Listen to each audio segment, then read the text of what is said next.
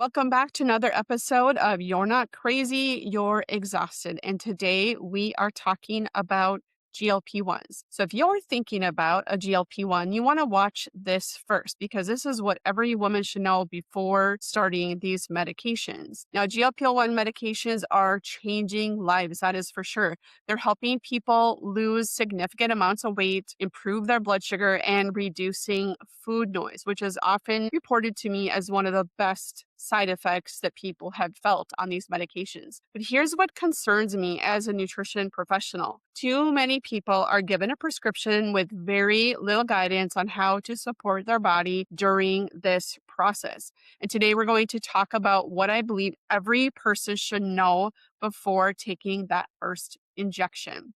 This isn't about whether, a GLP-1 is good or bad. It's about helping you use them in the healthiest, most sustainable way possible. All right. So first of all, why are GLP-1s so popular? So we have an obesity rate in this country that continues to rise. And many people have tried countless diets without lasting success. In fact, the majority of people that I work with who are struggling to lose weight have dieted probably the majority of their lives. So that is why this medication has become so popular among so many women and men too. GLP-1 medications have changed the conversation because they target appetite regulation and blood sugar physiology. And sometimes that is hard to do when you don't have the guidance just on your own. And you can help this along by eating in a proper way. Weight is influenced. This is another reason why they're so popular.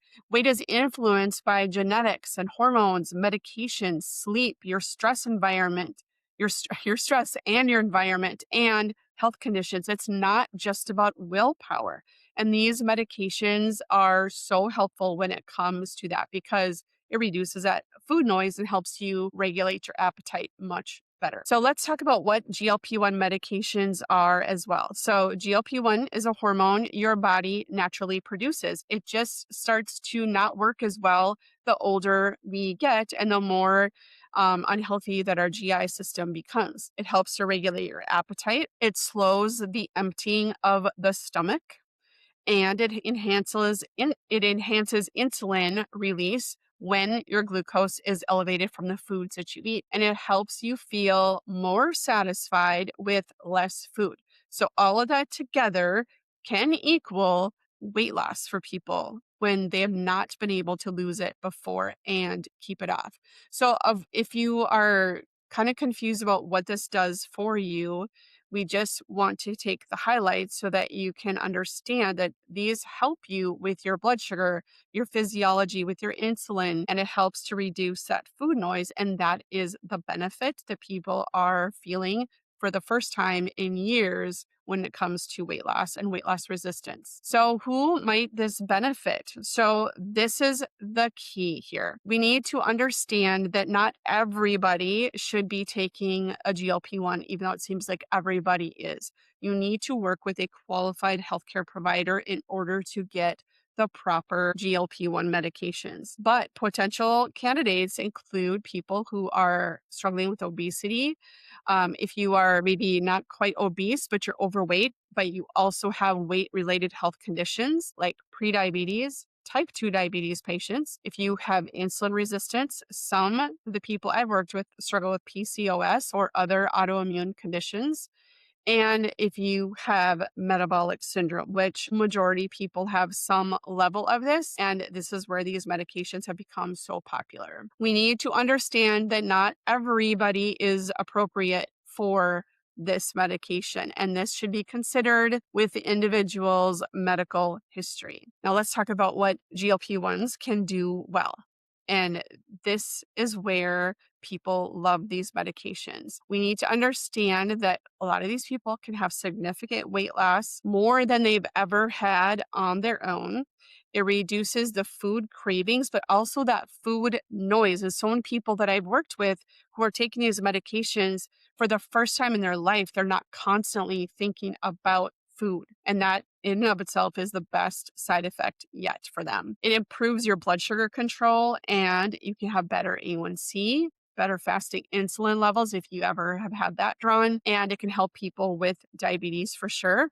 There are some indications where people are having better cardiovascular markers in their cholesterol levels, LDL levels, and things like that. A lot of people have less inflammation. In fact, I've worked with people who are being prescribed these medications for their inflammation alone, despite not needing any medications for weight loss. And it can be helpful for getting you some more motivation because you're going to have some wins early on in your GLP-1 journey. They are not magic though. It's not like any other quick fix, a magic diet pill or some reduced calorie, weird, crazy diet that helps you lose weight quickly. It is a medication that needs to be taken seriously.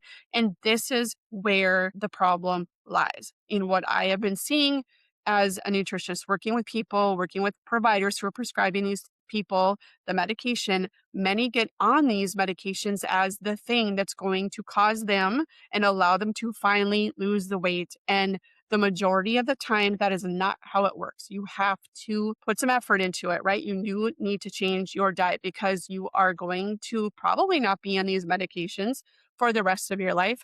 Some people are probably planning on it, but the thing is you have to do something different. You cannot just think of these as another quick fix, a quick result for losing weight. So the medication will help you create basically the opportunity for the change. It doesn't automatically make you healthier, right? So if you are looking to solely lose weight at any cost and you don't care how it's done, then this could help you and you can just go on with your life and think about it, take the shot and see what happens. However, if you actually want to improve your health and optimize your metabolism, then you need to make sure you're listening to this and sharing it with people who are in that same position.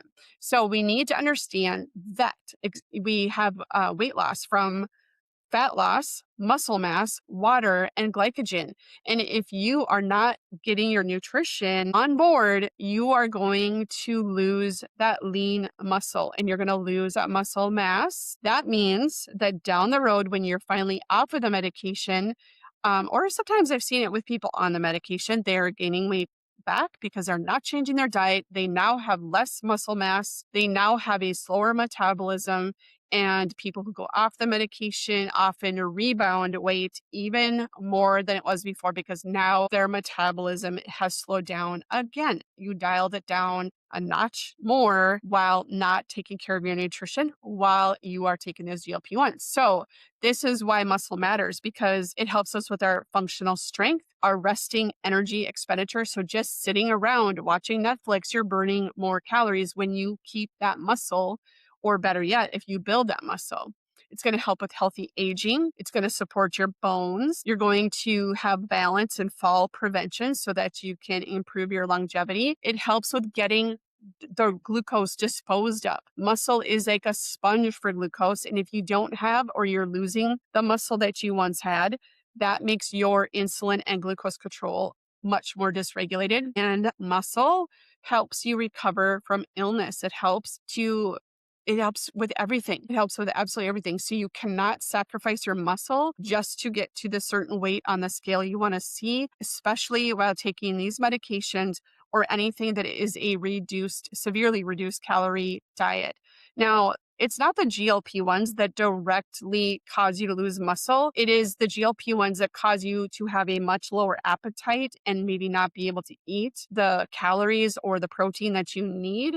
That is what causes your metabolism to crash and to burn out and to cause the rebound weight gain. It's no different than any other super restrictive diet, right? But I always tell people that when they're taking these medications, as long as their healthcare provider has qualified them to be able to take these medications, if we are doing the right things with our nutrition, we can preempt that. We can use this medication as a tool in order to optimize our nutrition to have the much better outcomes than when you did all the crazy diets in your past. Do something different with this. Take advantage of the benefits from this medication in order to support your process. Now, this is the 5 things that I recommend people do before you take your first injection.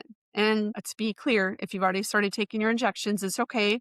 Just step back, take a listen to the next 5 things I'm going to say, and see what you can do to fill this in and improve what you're already doing. All right, you need to build your protein plan.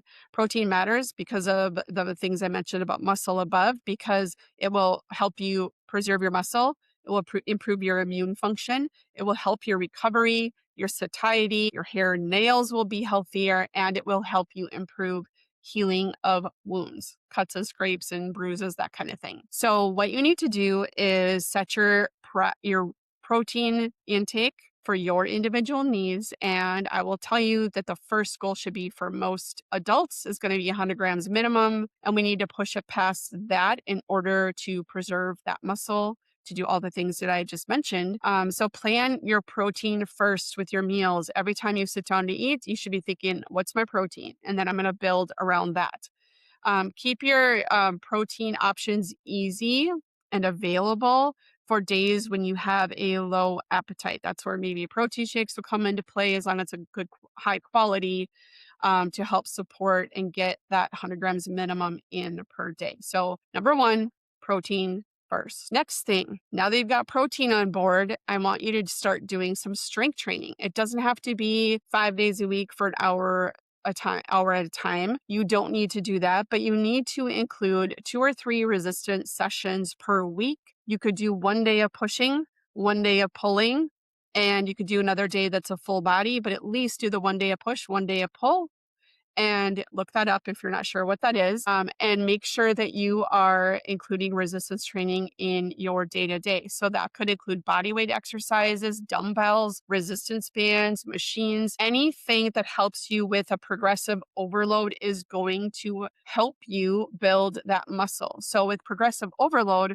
you just want to make sure that you're being consistent with the workouts, and each week or each couple weeks you are pushing the amount of weight that you are lifting so that you could actually build the muscle.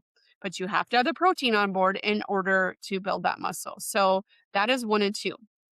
Number 3, you want to make sure that you're hydrated. So hydration matters because it can help slower gastric emptying. It will help you reduce food intake. It will help you avoid constipation, which can be a side effect of some of these medications. It will help you with fatigue and for sure with headaches. So you might want to make sure that you're drinking enough water, but add in some electrolytes where it's appropriate, and drink just consistently throughout the day. You do not have to guzzle, um, you know, each glass or bottle of water that you're drinking. You have to guzzle it. Just kind of sip on things all day long. Make sure you're staying hydrated. All right, the fourth thing, because this to me is something that I see commonly with people take these medications. I mean, I see it commonly without GLP-1 medications in my practice, but you need to make sure that your digestive health is on track. So if you are struggling with that in the first place and then you jump on these medications, you can make it worse if you're not mindful about what to do about it. So you could feel nauseous, you may have constipation, you could feel really full because you're not able to break down that protein that you're now eating. And sometimes people struggle with acid reflux. So what we need to do is eat mindfully and slowly. Stop eating when you're comfortably satisfied. Do not take that extra bite or 2 or 3 just because you are a part of the Clean Your Plate Club. Like so many of us learned when we were kids, if you take the food, you better eat it. Don't waste it. You want to just listen to your body, eat slow enough so you can hear the messages that if you are full, just stop eating. You should be satisfied. Avoid very large meals. Avoid doing like a 1 meal a day type of thing, or even a 2 meal a day type of thing. That could be cause your meals to be so large because you want to get that protein in, and that might not feel that great on your GI. If you eat fiber at a low level right now, which most Americans do, you will want to improve that gradually, adding nice plants to your day, fruits, vegetables, nuts and seeds, and that kind of thing in order to help you stay, get the fiber in there with your GI tract. And that hydration, of course, helps your GI as well. And then if you have persistent symptoms, if you're working with your healthcare provider with these medications, obviously talk to them. If you were to be in my GLP-1 fat loss success blueprint program. You could talk to myself about that. I work with GI stuff all the time, as well as your healthcare provider who is prescribing your GLP-1 medication. And here's the fifth thing. This is the thing that I think is overlooked. And I will tell you, it's something that 100% of the time people regret not doing it once they get their process rolling. You need to get your baseline data, right? So I want you to track more than just the scale. I want you to get measurements of, the kind of the most obvious things for women. It's like chest and waist and hips, um, thighs, even calves, I think are really important to do because sometimes changes on the measurements will show up before things show up on the scale, which can be kind of frustrating if you're only looking at the scale. Where your efforts don't match the outcomes, that can be extremely frustrating. Strength benchmarks. How many push-ups can you do? How many sit and stands can you do? Things like that. You want to see what your strength is. You could also use something like this. I'm going to show it to you. I have it right here. It's a grip strength tester. You can buy them on Amazon for about $30, I think it is. Your grip strength is equal to your power, which has a lot to do with your longevity. So that would be a good baseline to get as well. Take a look at your energy levels, your sleep, how does your clothing fit? Maybe get a baseline of your favorite pair of jeans or shirt or dress or whatever it is. Maybe track your blood pressure. If you haven't done that, maybe you should have a reading of that so you know what's going on there. And also, if you're working with someone who's prescribing this for you with the GLP-1s, see if they can check some other panels. And again, if you're working with me, I can help you with this too.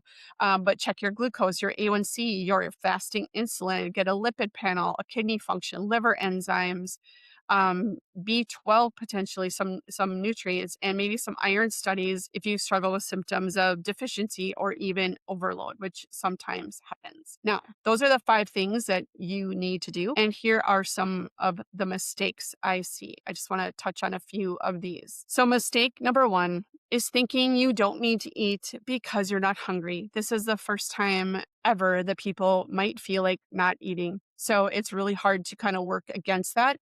But if there is a place and time for you to not listen to your body, this would be it. Because if you are not eating enough, if you're not eating enough protein, your side effect of this will be rebound weight gain, which will be the thing that frustrates you the most. Number 2 kind of goes along with number 1, not prioritizing protein. If you're going to prioritize low fat, carby type of foods, snacks and things like that, you are going to feel miserable and you're going to have different results that will cause, again, that rebound weight gain. Mistake number 3 is doing only cardio.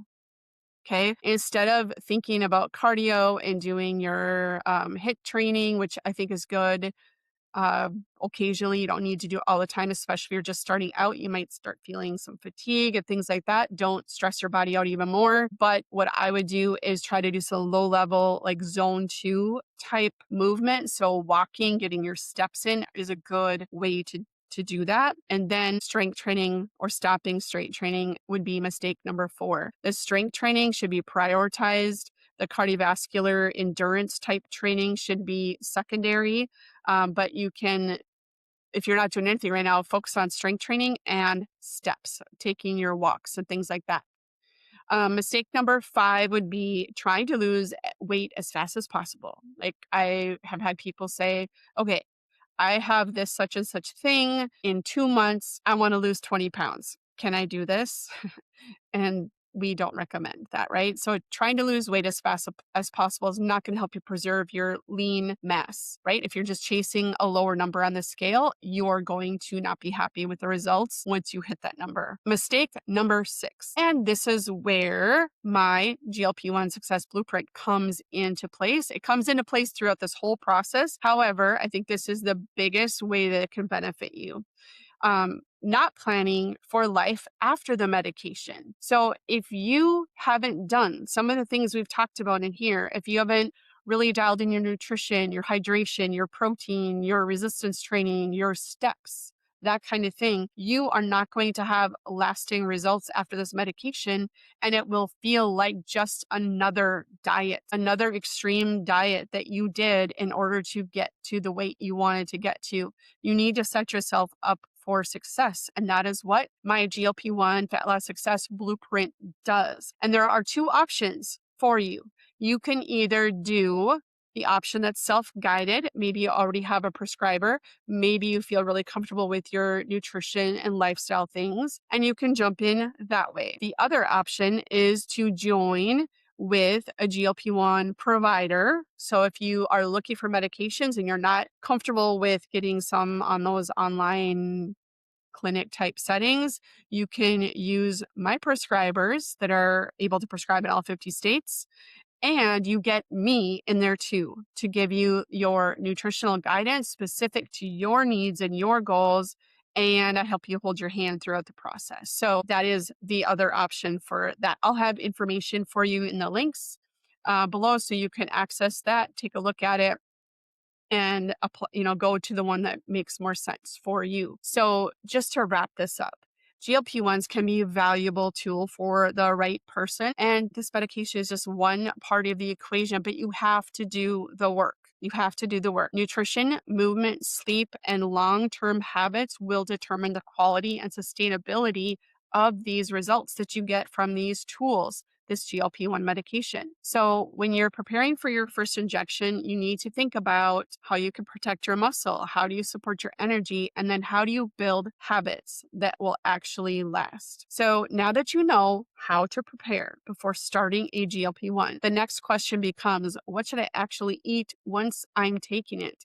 So in the next episode, I will walk you through my complete nutrition strategy from protein to hydration to meal timing and managing common side effects so you can lose fat while protecting your metabolism and muscle. So that's it for today. I'll be back with that next episode to give you all the information on that. And if you know someone who would be interested, or if yourself is interested in looking into the GLP-1 Success Blueprint, I recommend you click the links below and get started today. All right, take care, and we'll be back soon. Okay, bye-bye.